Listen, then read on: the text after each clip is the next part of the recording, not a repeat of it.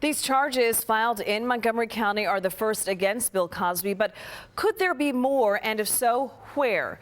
For more insight into this case, we turn to criminal defense attorney Enrique Latoison. Enrique, thank you for joining us. Prior to now, every time we reported on someone's accusations against Bill Cosby, we would end that story with Cosby has never been charged with a crime. Well, we can no longer say that anymore. Cosby is charged, so what happens from here?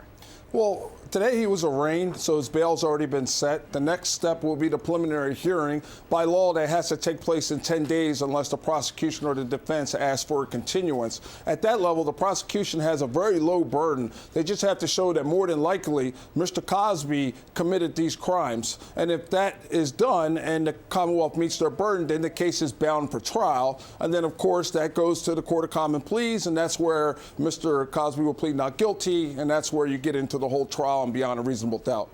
So getting a guilty verdict, what does the prosecution have to prove to get that?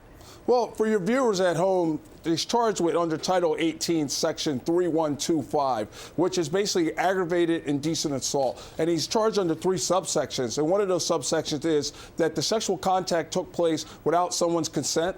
Another subsection is that the sexual contact took place without someone's consent because they were unconscious. And the third one that he's charged with is because they're accusing him of drugging someone, and because the person was drugged, they did not possess the ability to consent and were not able to control their actions because of being drugged.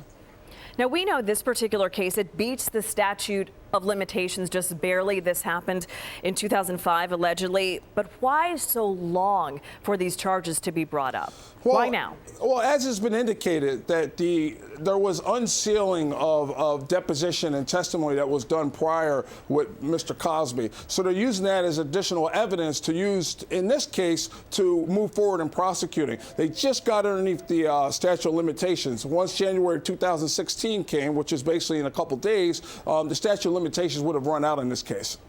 It would have. All right, so much more to come with this. Enrique Latoison live in the Digital Operations Center. We know we're going to see you back here at 5:30 for more legal insight into the Cosby case. Thank you.